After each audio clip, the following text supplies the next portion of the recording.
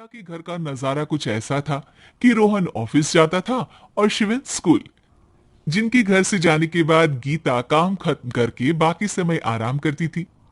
लेकिन लॉकडाउन के बाद ऑफिस और स्कूल घर में ही खुल गए और इससे गीता का हाल वो तो आपको देखने में ही मजा आएगा। शिवेन, ओ शिवेन, महाराज उठने के लिए क्या 21 तोपों की सलामी लेंगे? अरे बिस्तर से बाहर निकल, ऑनलाइन क्लास स्टार्ट होने वाली है। अरे तुम भी हद करती हो, स्पीकर की तरह चिल्लाने की क्या जरूरत है? दिख नहीं रहा मेरी कॉन्फ्रेंस चल रही है। अब कैमरा और स्पीकर ऑन कर रहा हूं, मुझे कोई शोर नहीं चाहिए।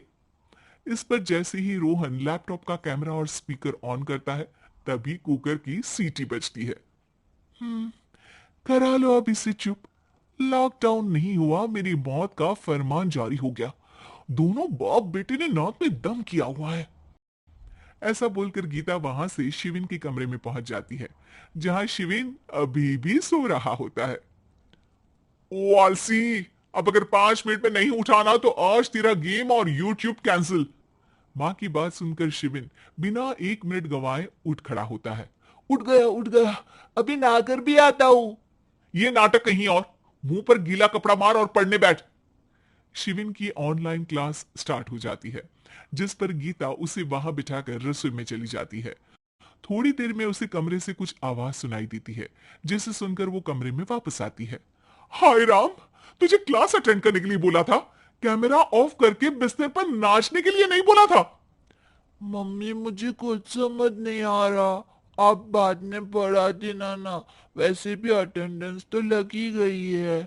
हाँ हाँ बेटा, जरूर बन जा। तू अभी से हम सबका बाप बन जा। अरे नहीं मतलब कहां से लाते हो इतना दिमाग, और पढ़ाई करते हुए ये चला कहां जाता है? Nice question. दिमाग से पूछकर बता दूंगा। शिविन की बातों से परेशान होकर गीता उसे मारने के लिए जैसे ही आगे बढ़ती है तभी वो कमरे से बाहर भाग जाता है। अब शिविन आगे आगे और गीता हाथ में चप्पल पकड़े उसके पीछे पीछे पूरे घर में दोनों घूम रहे होते हैं।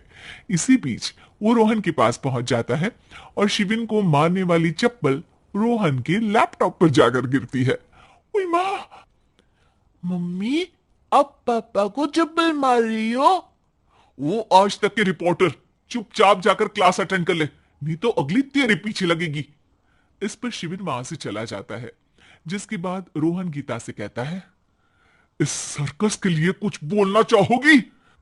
अरे क्या करूं, जब से तुम दोनों घर में रहने लगे हो घर अपने आप ही सर्कस बन गया है और मैं तुम्हारी नौकर।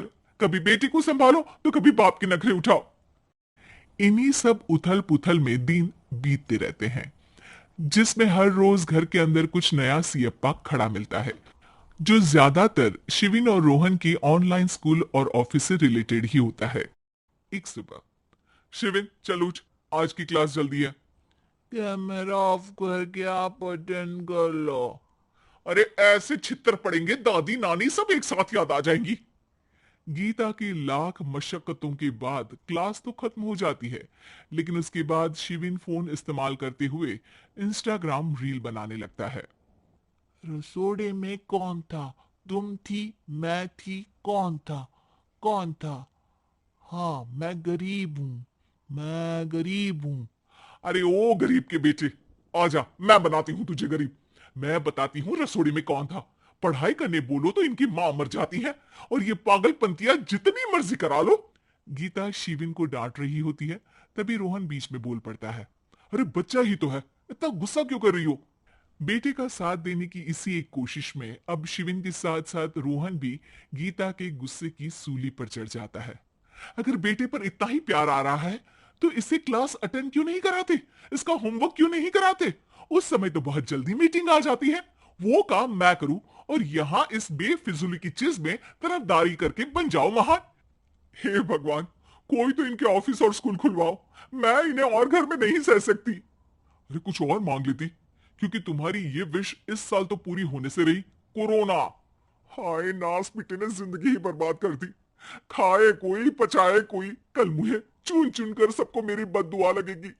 उन्होंने दुनिया का और इन बाप बेटे दोनों ने मेरा जीना मुश्किल कर दिया।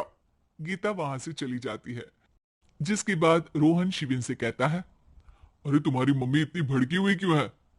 आपकी वजह से पूरा समय घर में रहते हो और उस पर कोई काम कराने की जगह बस ऑर्डर देते रहते हो। अच्छा बेटे, सारा इल्जाम मुझ पर, पूरा दिन तो वो तुम पर ही चिल्लाती है। हाँ मतलब दोनों का 50-50 है, कुछ करना पड़ेगा। वो कहते ना, make the best out of worst. I have an idea. वैसे तुम्हारी माँ सही कहती है, बहुत जुबान चलाने लगे हो, कम बोला करो।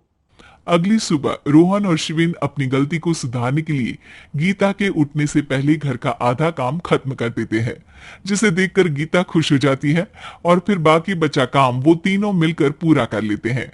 जिसके बाद अब वो सब मिल बांट कर हर काम में एक दूसरे की मदद करते हुए लॉकडाउन का मजा लेने लगते हैं।